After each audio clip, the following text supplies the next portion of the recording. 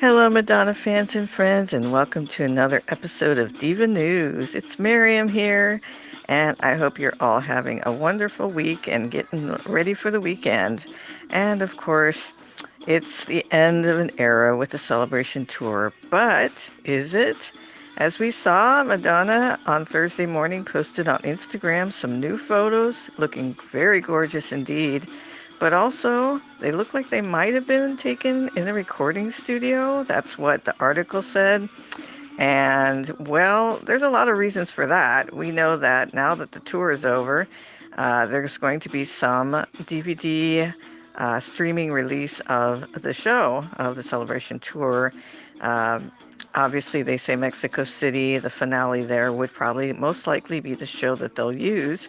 And her and Stuart Price are probably in there fiddling around and editing, as well as, let's not forget, the groundbreaking 1.6 million in attendance Rio de Janeiro show that she has just finished as her finale should have a separate release. And I would just love to see the Globo TV release to be the official release. The way that they filmed it, the camera angles, the old style, the way we used to get when we would see Blonde Ambition or Girly Show on HBO. That's what we want for a show like this. So let's hope that that's what they're working on, maybe an audio version of this as well, so that we can have an audio copy of the Rio show and the regular tour. Um, but there's also been rumors swirling around that maybe she's working on a duet with Beyoncé. Have you been hearing about this one? So it could be any number of things and all things. And that's what's exciting about this in between time that we usually have after a tour where lots of things are happening. Madonna's creative juices are flowing. And before she started working on the tour, she was already in the studio with The Weeknd, Katy Perry, and others. Max Martin, let's not forget that. So she's probably tooling away at many different things that she had planned, as well as getting these shows ready. So we are looking forward to seeing what's going to happen with all of that. And before we go any further, congratulations are also in order for Madonna on a couple different fronts. First off, let's talk about the fact that once again, her tour, like we had any doubts, grossed over 227 million in sales. That was over 1.1 million tickets sold. This is all coming from Polestar. Thank you to Drown Madonna for sharing the article from Polestar magazine, which just put out those tallies and numbers. And that is so incredible because it leads us not just to that number, which is amazing in itself, but to another record that Madonna has now broken thanks to those numbers, which is she is the only female to have 6 tours grossing over 200 million in sales. Congratulations, Madonna. Not only have you become the first standalone artist for the Rio de Janeiro concert with the most attendance, but this feat as well as the ticket sales and everything else. I hope, and I know that the Billboard Awards hasn't done this in ages, but I hope they will give her a special award coming to the next Billboard Awards because, I mean, it's just the level of records broken is beyond anything, and they're more than happy to give out awards to lots of other people who have not quite hit these marks. So let's give the Queen her due at the Billboard Awards coming up the next time they have it, and just be so congratulatory and thankful for all that she's done because, I mean, this is just an incredible feat. It's anyone else, we would be seeing millions and millions of references and accolades being handed out. And that it's a shame that we don't see more of that out there for, especially celebrating 40 years of a career. I mean, this is the perfect time to celebrate and to see her get the acclaim because it's 40 years long career, not just 40 years being in the business, but 40 years of nonstop chart-topping hits, concerts in the 200 and above million sales range, and just continuously. I mean, most of us fans can't remember a time when she wasn't in our lives, as old as we are. At least I'm feeling my age. And it's like, wow, how many people can say that about their favorite artist from that far ago? And they're still doing stuff and it's still current and fresh and exciting. Let's not forget The Weeknd. and Madonna, that song, how well it did in the last year. So it's just an exciting time for her, and whatever she's doing in the studio, we're ready for it. Speaking of the Polestar magazine interviews, I would like to say thank you to Drown Madonna for reposting it in their Facebook group, which you should definitely join and keep up to date on all the latest news over there, as well as Madonna News Facebook group. Both of them do an amazing job, and I just want to give them shout outs for that.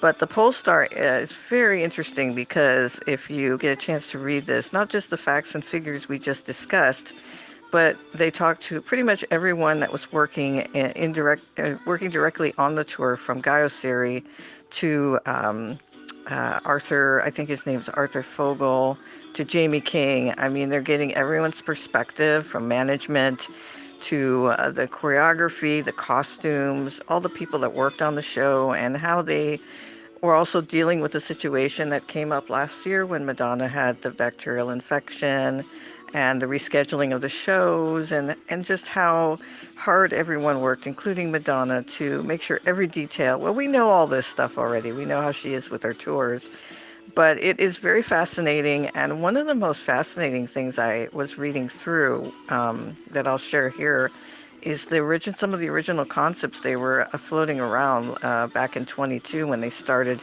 getting together in meetings. They had originally thought, well, how are we going to cover 40 years of a career?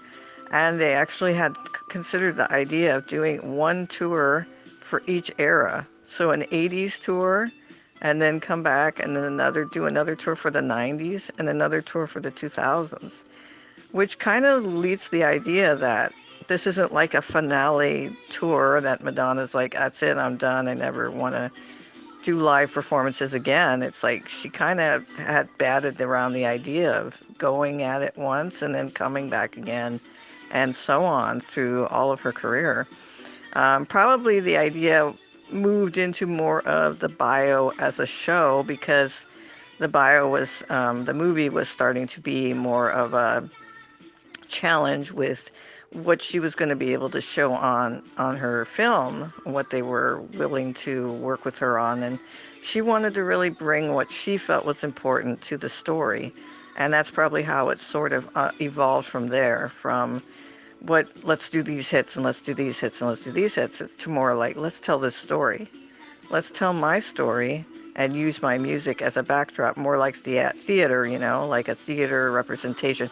Now, we know Madonna's always wanted to do something like this. What was that, Hello Suckers or something like that, back in 2005? Or she had made some music that have ended up being on Confessions for this possible Broadway or West End show she was going to do, conceptually. And if it was about her life or loosely based, I can't remember.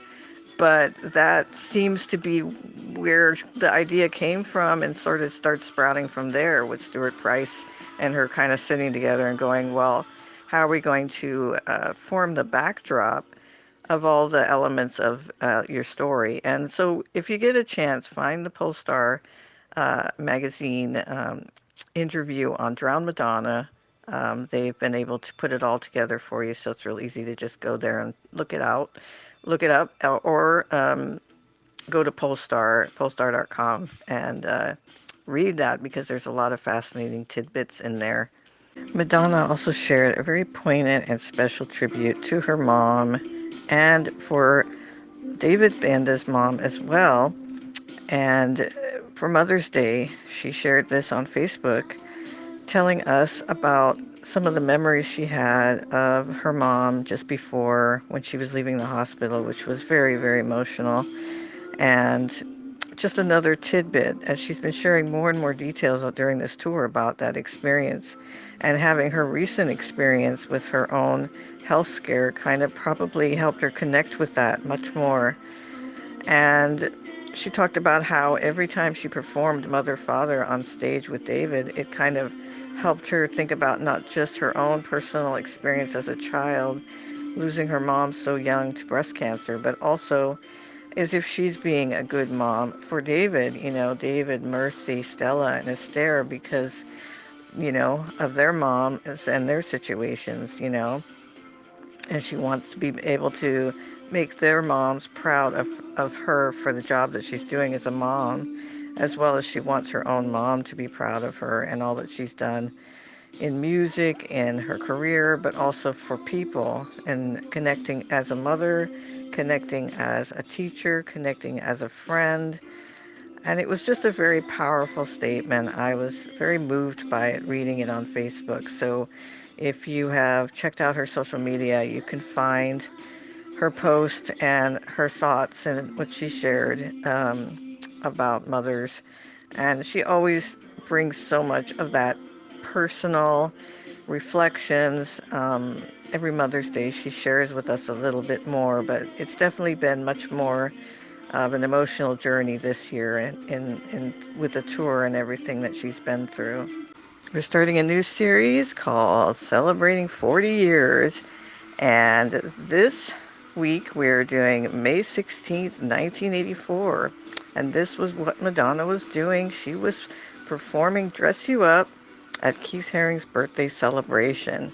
And as we know, in Rio de Janeiro, Madonna was talking about Keith Haring's birthday. So maybe this was like a little bit after the fact, but they got together in New York and had a birthday celebration for him. And Madonna dressed in true Keith Haring fashion in this beautiful pink outfit and performed Dress You Up. I do believe that you can find on Today in Madonna History, as well as possibly on YouTube, some of the performance that she did here. Just look up Madonna Dress You Up, May 1985, and you should be able to find it. Also, going back to the Rio de Janeiro performance, Guilherme shared with me another article that they had over there.